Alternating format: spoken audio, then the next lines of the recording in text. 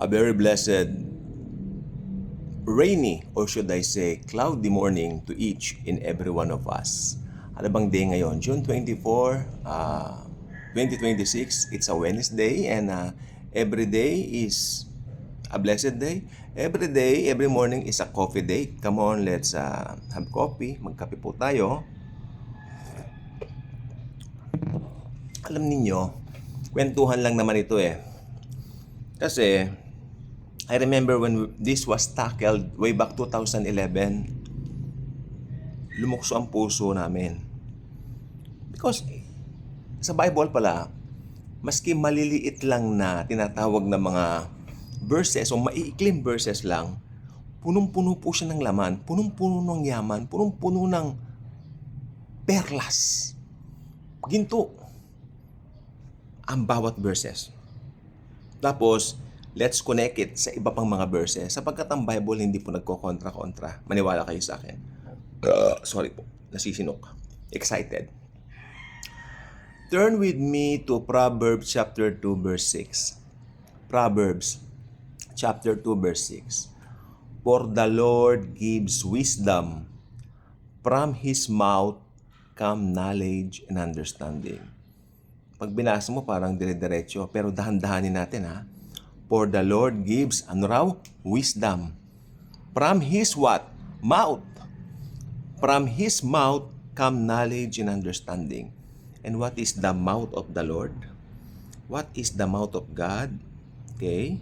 I think you have a nice guess.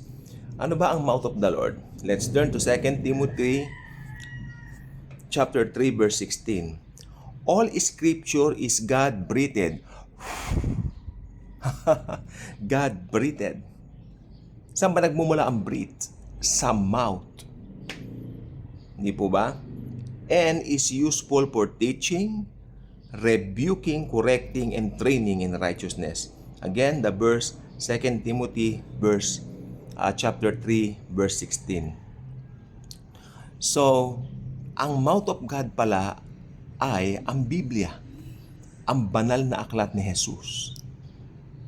Alam ninyo, sa mundo pong ito ngayon, nakita ko po, ang mga tao, kung may mga problema, naghahanap ng solusyon sa iba't ibang mga aklat. Especially nung panahon na medyo bata pa ako, usong-uso ang mga aklat. Pag nakakita ka ng isang tao, halimbawa sa National Bookstore, pumipick up siya ng book regarding sa stress, mental problem, maybe somewhere or somewhat, this person is undergoing that.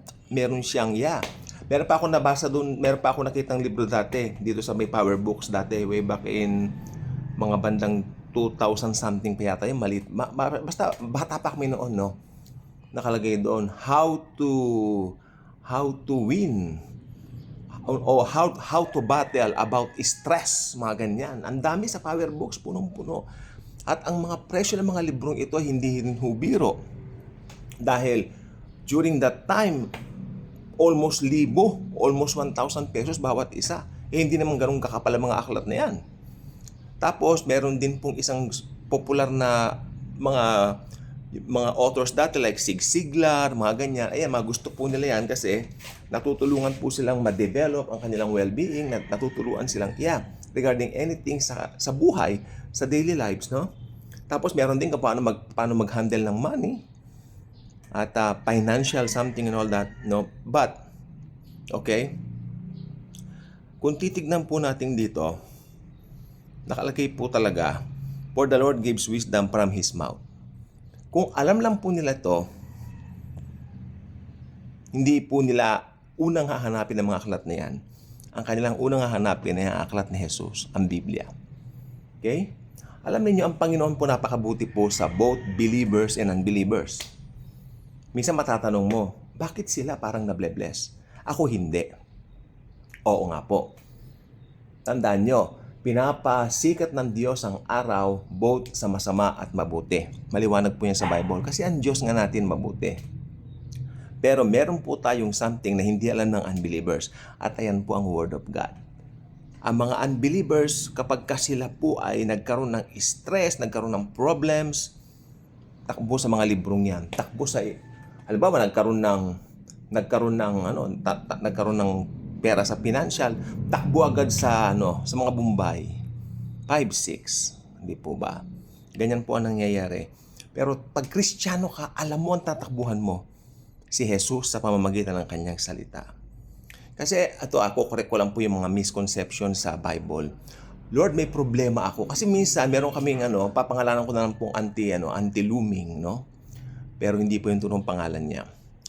Talaga nakita ko po yun na mga bata pa po kami, po sila, unbeliever po sila. Pero somehow, somewhat, kasi bata pa po kami. May problema yata siya. Ako hindi ko po alam kung anong problema niya. And then sabi nung anak niya,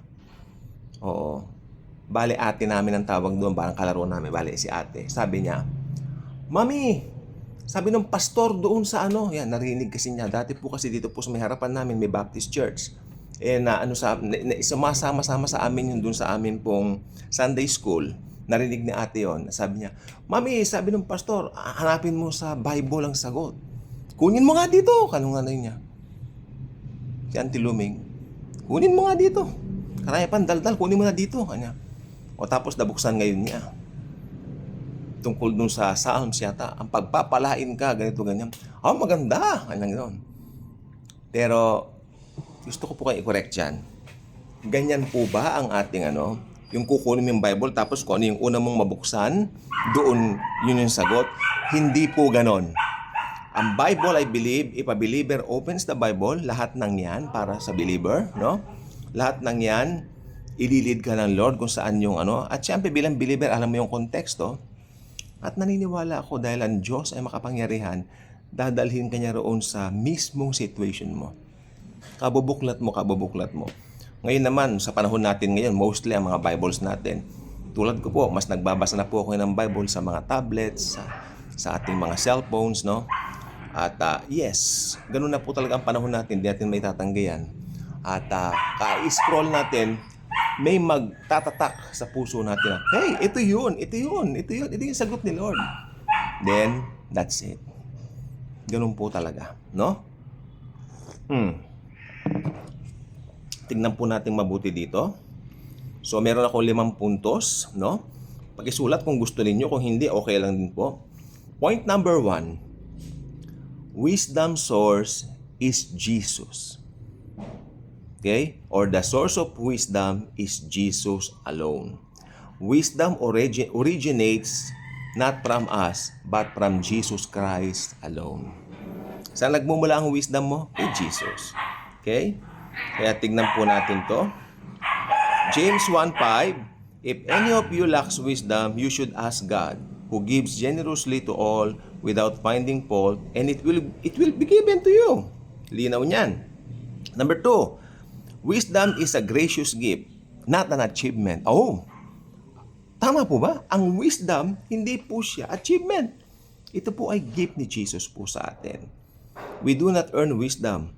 Jesus freely gives it to those who loves Him. Okay? Nakalagay dito sa Isaiah 11:2, for the Lord gives wisdom, from His mouth comes knowledge and understanding. Isaiah 11:2, Colossians chapter 2 verse 3, in Him are hidden all the treasures of wisdom and knowledge. Point number 3, knowledge and understanding come from God's Word. Okay, God communicates His truth through His Word. Psalm 119:105, your Word is a lamp to my feet, a light on my path. All Scripture is God-breathed, yung binasa natin kanina, and is useful for teaching, rebuking, correcting, and training in righteousness. 2 Timothy 3:16. Point number 4, wisdom transforms how we live and decide.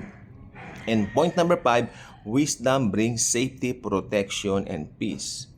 Sabi niya dito, the wisdom that comes from heaven is first of all pure, then peace-loving, considerate, submissive, full of mercy and good fruit, impartial and sincere.